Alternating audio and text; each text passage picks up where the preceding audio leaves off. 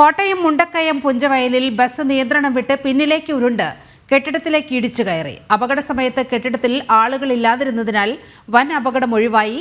കെട്ടിടത്തിൽ പ്രവർത്തിക്കുന്ന വ്യാപാര സ്ഥാപനങ്ങൾക്കും വീടിനും സാരമായ കേടുപാടുകൾ സംഭവിച്ചിട്ടുണ്ട്. വാർത്തയുടെ വിവരങ്ങളുമായി മിഥുൻ അയ്യപ്പൻ ചേരുന്നുണ്ട്. മിഥുൻ, വളരെ പേടി തോന്നുന്ന വിധത്തിലുള്ള ദൃശ്യങ്ങളാണ് നമ്മളിപ്പോൾ പുറത്തുവിട്ടുകൊണ്ടിരിക്കുന്നത്. എന്താണ് സംഭവിച്ചത്? തലനാരിഴയ്ക്ക് വലിയൊരു ദുരന്തം വഴിമാറുക എന്നൊക്കെ പറയാം. ഈ ഒരു ദൃശ്യങ്ങൾ നമുക്ക് കാണുമ്പോൾ വലിയൊരു ദുരന്തം തന്നെയാണ് ഇത്തരത്തിൽ വഴിമാറപ്പെട്ടത്. ഇന്ന് രാവിലെ 10 മണിയോട് കൂടിയായിരുന്നു മുണ്ടക്കയം പുഞ്ചവയലിൽ ഇത്തരമൊരു അപകടം ഉണ്ടാകുന്നത്. ബസ് നിയന്ത്രണം വിട്ടാണ് പിന്നിലേക്ക് ഉരുണ്ട് കെട്ടിടത്തിലേക്ക് ഇടിച്ചു കയറുകയായിരുന്നു. പാക്കാനത്ത് നിന്നും മുണ്ടക്കയത്തേക്ക് വന്ന സ്വകാര്യ ബസ്സാണ് ഇത്തരത്തിൽ അപകടത്തിൽപ്പെട്ടത്.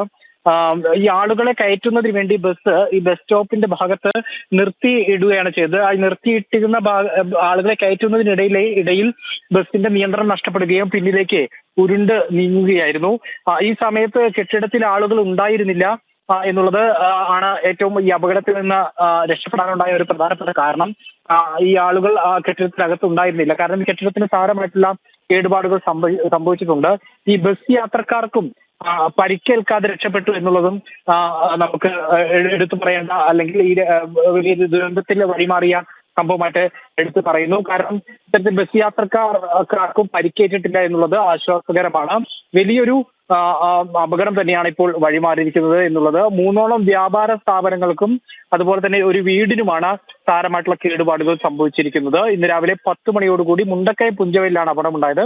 പാക്കാനത്ത് നിന്ന് മുണ്ടക്കയത്തേക്ക് വന്ന സ്വകാര്യ ബസ്സായിരുന്നു ഇത്തരത്തിൽ നിയന്ത്രണം വിട്ട് പിന്നിലേക്ക് ഉരുണ്ട് കെട്ടിടത്തിലേക്ക് ഇടിച്ചു കയറിയത്. ഓക്കെ മിഥുൻ, കോട്ടയം മുണ്ടക്കയം പുഞ്ചവയലിൽ ബസ് നിയന്ത്രണം വിട്ട് പിന്നിലേക്ക് ഉരുണ്ട് കെട്ടിടത്തിലേക്ക് ഇടിച്ചു കയറി. അതിന്റെ ദൃശ്യങ്ങളും വാർത്തയുമാണ് പ്രേക്ഷകർ കണ്ടത്.